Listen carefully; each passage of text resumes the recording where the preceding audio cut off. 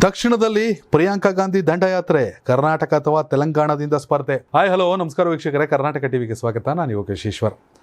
ಪ್ರಿಯಾಂಕಾ ಗಾಂಧಿ ಅವರು ಕರ್ನಾಟಕದಲ್ಲಿ ಅಥವಾ ತೆಲಂಗಾಣದಲ್ಲಿ ಸ್ಪರ್ಧಿಸೋದ್ರಿಂದ ಪ್ರಿಯಾಂಕಾ ಗಾಂಧಿ ಅವರಿಗೆ ವೈಯಕ್ತಿಕವಾಗಿ ಎಷ್ಟು ಲಾಭವೋ, ಪ್ರಿಯಾಂಕಾ ಗಾಂಧಿ ಅವರಿಂದ ಕಾಂಗ್ರೆಸ್ ಪಕ್ಷಕ್ಕೆ ಕೂಡ ದಕ್ಷಿಣ ಭಾರತದಲ್ಲಿ ಲಾಭ ಇದೆಲ್ಲರಿಗೂ ಗೊತ್ತಿರೋ ವಿಚಾರ. ಪ್ರಿಯಾಂಕಾ ಗಾಂಧಿ ಅವರಲ್ಲಿ ಇಂದಿರಾ ಗಾಂಧಿ ಅವರನ್ನು ಕಾಣುವಂಥ ಸಾಕಷ್ಟು ವಯಸ್ಕ ಮತದಾರರು ದಕ್ಷಿಣ ಭಾರತದಲ್ಲಿ ಇದ್ದಾರೆ.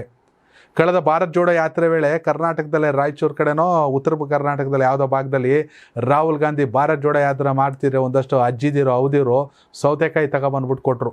ತಗೊಳಪ್ಪ ತಿನ್ನು, ದಣವಾಗುತ್ತೆ ನಿನಗೂ, ನಿಮ್ಮ ಅಜ್ಜಿ ಕೊಟ್ಟಿರೋ ಜಮೀನಲ್ಲಿ ಅಥವಾ ಹೊಲದಲ್ಲಿ ಬೆಳೆದಿದ್ದು ಅಂತ. ಅಲ್ಲಿಗೆ ಇಂದಿರಾ ಗಾಂಧಿಯವರ ಉಳುವವನೇ ಒಡೆಯ ಯೋಜನೆಯಿಂದ ಭೂಮಿಯನ್ನು ಪಡೆದು ಜೀವನವನ್ನು ಕಂಡುಕೊಂಡಂಥ ಅದೆಷ್ಟೋ ಮತದಾರರು ಇನ್ನೂ ಕೂಡ ಇಂದಿರಾ ಗಾಂಧಿಯವರನ್ನು ಗೌರವಿಸ್ತಾರೆ. ಪ್ರಿಯಾಂಕಾ ಗಾಂಧಿ ಅವರಲ್ಲಿ ಇಂದಿರಾ ಗಾಂಧಿ ಅವರನ್ನು ಕಾಣ್ತಾರೆ. ಮತ್ತೊಂದು ಕಡೆ ಉತ್ತರ ಪ್ರದೇಶದಲ್ಲಿ ಅಷ್ಟಾಗಿಲ್ಲ. ರಾಯ್ಬರೇಲಿನೋ ಅಮೇಠಿನೋ ಸ್ಪರ್ಧಿಸಬೇಕು ಅಂದರೆ ಪ್ರಿಯಾಂಕಾ ಗಾಂಧಿ ಅವರಿಗೆ ಸೂಕ್ತ ಕ್ಷೇತ್ರಗಳಲ್ಲ. ಇನ್ನೂ ಎಲ್ಲಕ್ಕಿಂತ ಹೆಚ್ಚಾಗಿ ಬಳ್ಳಾರಿಯಲ್ಲಿ ಸೋನಿಯಾ ಗಾಂಧಿ, ಚಿಕ್ಕಮಗಳೂರಿನಲ್ಲಿ ಇಂದಿರಾ ಗಾಂಧಿ ಅವರಿಗೆ ರಾಜಕೀಯವಾಗಿ ಪುನರ್ಜನ್ಮವನ್ನು ಕೊಟ್ಟಿದ್ದೇ ಕರ್ನಾಟಕ. ಹೀಗಾಗಿ ಪ್ರಿಯಾಂಕಾ ಗಾಂಧಿ ಅವರು ಕೂಡ ಕರ್ನಾಟಕದಲ್ಲಿ ಅದೃಷ್ಟವನ್ನು ಪರೀಕ್ಷಿಸಿದರೆ ಕರ್ನಾಟಕ ಕಾಂಗ್ರೆಸ್ಗೆ ಕೂಡ ಒಂದಷ್ಟು ಬಲಿಷ್ಠ ಸಪೋರ್ಟ್ ಸಿಕ್ಕಂತೆ. ಮತ್ತೊಂದು ಕಡೆ ತೆಲಂಗಾಣದಲ್ಲೋ ಕರ್ನಾಟಕದಲ್ಲೋ ಲೆಕ್ಕಾಚಾರ, ಸದ್ಯ ತೆಲಂಗಾಣದಲ್ಲಿ ಇರುವಂತಹ ರೇವಂತ್ ರೆಡ್ಡಿ ಅವರ ಹವಾ, ವಿಧಾನಸಭಾ ಚುನಾವಣೆಯಲ್ಲಿ ಬಂದಂಥ ಫಲಿತಾಂಶ ಇದು ಕೂಡ ಬೂಸ್ಟ್ ಆಗುತ್ತೆ.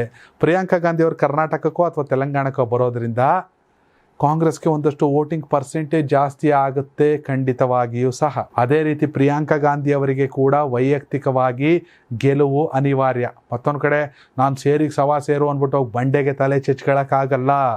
ನರೇಂದ್ರ ಮೋದಿ ಅವರ ಎದುರುಗಡೆ ಹೋಗ್ಬಿಟ್ಟು ಸ್ಪರ್ಧಿಸ್ಬಿಟ್ಟು ಸೋಲಕ್ಕಾಗಲ್ಲ. ಹೀಗಾಗಿ ಗೆಲ್ಲಕ್ಕಾಗಲ್ಲ ನರೇಂದ್ರ ಮೋದಿ ಅವರ ಎದುರು ಸ್ಪರ್ಧಿಸ್ಬಿಟ್ಟು ಅಂತ. ಇನ್ನು ಉತ್ತರ ಪ್ರದೇಶದಿಂದ ಕಾಂಗ್ರೆಸ್ನ ಪರಿಸ್ಥಿತಿ ಹೇಳಿಕೊಳ್ಳುವಂತೆ ಇಲ್ಲ. ಈ ಹಿಂದೆ ಗಾಂಧಿ ಕುಟುಂಬದ ಭದ್ರಕೋಟೆ ಆಗಿದ್ದ ಅಮೇಠಿ ಹಾಗೂ ರಾಯ್ಬರೇಲಿ ಈಗ ಸುರಕ್ಷಿತ ಕ್ಷೇತ್ರವಾಗಿ ಉಳಿದಿಲ್ಲ. ಇನ್ನು ವಾರಣಾಸಿಯಲ್ಲಿ ಪ್ರಧಾನ ನರೇಂದ್ರ ಮೋದಿ ಅವರ ವಿರುದ್ಧ ಕಣಕ್ಕಿಳಿಸಬೇಕು ಅಂತ ಒಂದಷ್ಟು ಜನ ಹೇಳ್ತಾರೆ. ಇವೆಲ್ಲ ವರ್ಕೌಟ್ ಆಗಲ್ಲ. ಹೀಗಾಗಿ ಕರ್ನಾಟಕದಿಂದಲೇ ಪ್ರಿಯಾಂಕಾ ಗಾಂಧಿ ಸ್ಪರ್ಧಿಸಬೇಕು ಅನ್ನೋದು. ಕರ್ನಾಟಕಕ್ಕೆ ಪ್ರಿಯಾಂಕಾ ಗಾಂಧಿ ಬಂದರೆ ಸಿದ್ದರಾಮಯ್ಯನವರು ಮತ್ತು ಡಿ ಕೆ ಶಿವಕುಮಾರ್ ಅವರಿಗೆ ಕೂಡ ಒಂದಷ್ಟು ಬಲ ಹೆಚ್ಚಾಗುತ್ತೆ ಅನ್ನೋ ಲೆಕ್ಕಾಚಾರ ಕೂಡ ನಡೀತಾ ಇದೆ.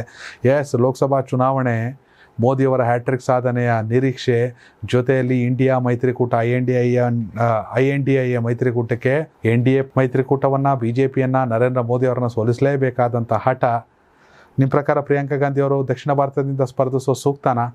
ಇದ್ರ ಬಗ್ಗೆ ನಿಮ್ಮ ಅಭಿಪ್ರಾಯನ ಕಾಮೆಂಟ್ ಮಾಡಿ. ಧನ್ಯವಾದಗಳು.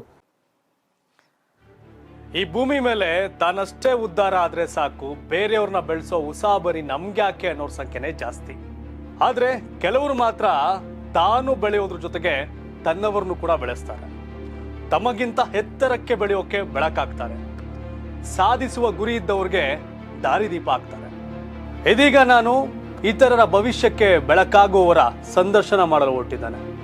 ಮಿಸ್ ಮಾಡದೆ ನೋಡಿ ಕರ್ನಾಟಕ ಟಿವಿ ದಾರಿದೀಪ.